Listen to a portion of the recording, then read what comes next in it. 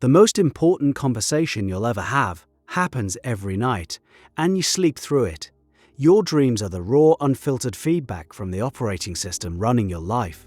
Learning their language reveals the hidden beliefs that dictate almost every choice you make while you're awake.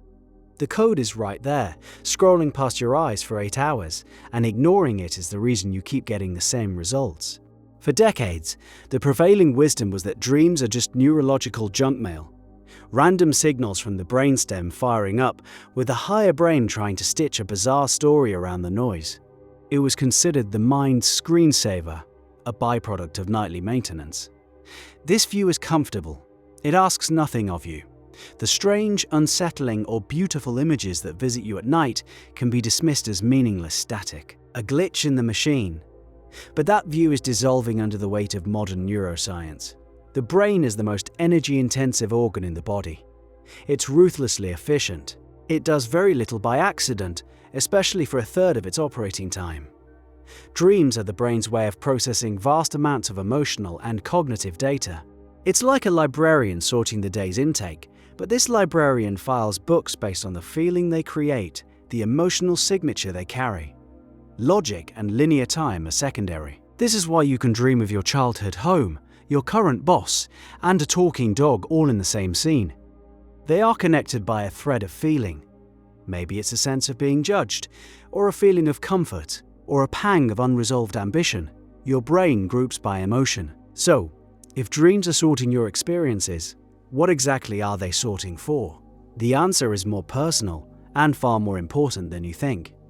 They are running a nightly audit of your belief system.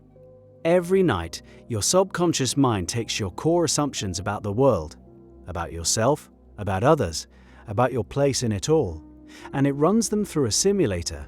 It stages elaborate plays to test and reinforce these beliefs. If you hold a deep-seated belief that you are fundamentally unprepared for life's challenges, your brain won't offer you a comforting dream of success. It will dutifully generate the recurring nightmare of showing up for a final exam you never studied for. You feel that jolt of panic. Your heart races.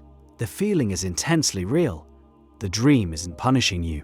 It's rehearsing the feeling associated with your belief. That rehearsal strengthens the neural circuits of that belief, making it more likely you'll feel unprepared tomorrow when a real challenge arises. The dream is the practice session for the life you're already living. Think about a recurring dream from your own life. Set aside the plot for a moment. What is the core, unshakable feeling that dream gives you? Is it dread? A sense of freedom? Confusion? That feeling is the data point that matters. That emotion is a direct signal from the part of you that's actually in charge.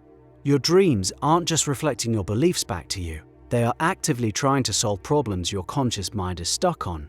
And the way they do it feels like a bizarre story, until you understand the underlying mechanism. Your brain evolved over millions of years with a primary directive: keep you alive. A significant portion of your dream life is a function of this survival programming.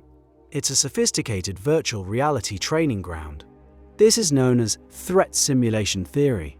In our ancestral past, dreams would have simulated escaping a predator or finding shelter in a storm. These rehearsals would create and strengthen neural pathways, making a real-life response faster and more instinctual. Your reaction time would improve because you'd already lived the scenario a dozen times in your sleep. That ancient hardware is still running your life. The threats have just changed. The predator is no longer a tiger in the grass. It's the fear of being rejected. It's the anxiety of public speaking. It's the dread of a looming deadline or a difficult conversation. So your brain runs simulations. The classic dream of your teeth falling out is a perfect example. The threat isn't dental decay. The threat is a loss of power, a loss of control, a fear of losing face in your social world.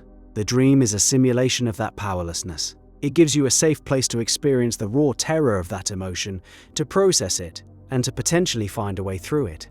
Sometimes, the simulation finds a solution, an insight, a new angle on a problem. That's why you can go to bed struggling with a complex issue and wake up with the answer just there. Your subconscious ran the numbers all night. But this process goes deeper. Your dreams are showing you the rules of the game you're currently playing, a game whose rules you wrote yourself and then completely forgot. This is where you can begin to work with your dreams as a diagnostic tool. This turns you from a passive audience member into an active interpreter. The process is straightforward. First, keep a journal by your bed. The moment you wake up, before you check your phone, before your conscious analytical mind takes over and dismisses it, write down everything you can remember. The plot, the characters, the setting. Don't edit, don't judge. Just get the data down. Second, and this is the most critical step, identify the dominant feeling. Was it fear? Joy? A weird sense of peace? Underline it. Circle it. The feeling is the key that unlocks the meaning. Third, ask yourself one simple question. Where else in my waking life do I feel this exact same way? The logic of the dream plot doesn't matter. The emotion does. You dream you're trying to run, but your legs are stuck in mud. The feeling is frustration, powerlessness, a desperate sense of being held back. So you ask the question, where else do you feel that specific flavor of powerless frustration? Maybe it's in your job, where you feel you have no agency. Maybe it's in a relationship where you can't seem to communicate. The dream has just handed you a perfect, unfiltered report on the biggest emotional bottleneck in your life. It's pointing directly at the source of your stress. A dream about being naked in public creates a feeling of exposure, of vulnerability. Where else in your life do you feel exposed? Perhaps you're about to launch a creative project, or you're afraid a secret will be revealed.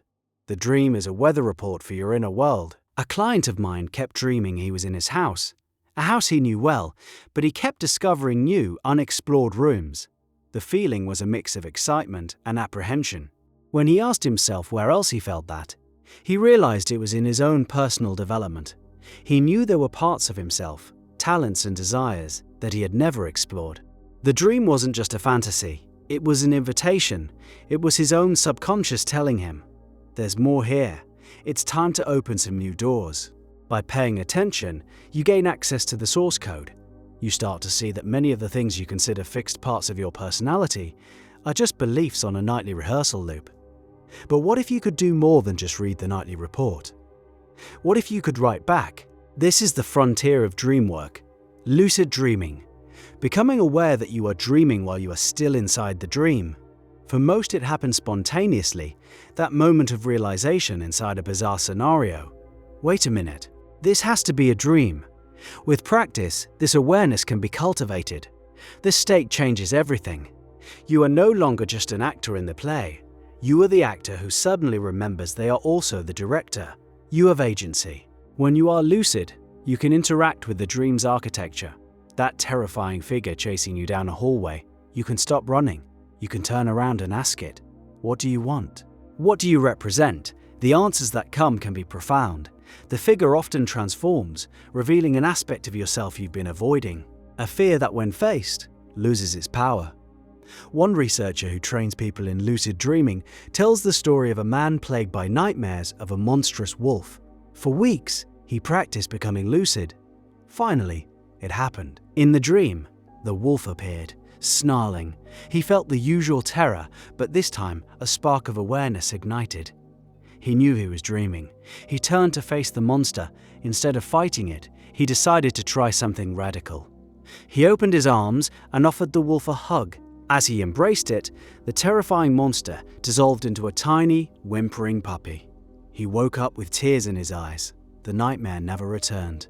He hadn't defeated a monster. He had integrated a part of himself he had labeled as monstrous, his own aggression and anger, which he had been suppressing his whole life. He learned to accept it, and it stopped hunting him. This ability to consciously engage with your own subconscious programming is the ultimate form of self-awareness. It's a direct conversation with the deepest parts of your own mind in their native language. Which leads to a final, unsettling question. If you can change the dream, and the dream is the nightly rehearsal for your beliefs, who exactly are you when you're awake? The line between your dream self and your waking self is an illusion. Your waking life is governed by the emotional habits and beliefs processed and solidified in your dreams. The anxieties that haunt you at night are the same ones that make you hesitate during the day. The unresolved conflicts in your dreams are the same ones that sabotage your relationships while you're awake. They are two sides of the same coin. By learning to read the language of your dreams, you're not escaping reality. You're engaging with the engine room where your reality is built, moment by moment. It's the user manual for your own mind. You spend a third of your life asleep. Most people treat that as offline time. It's the most important meeting of the day, and you've been sleeping through it. What happens when you decide to wake up?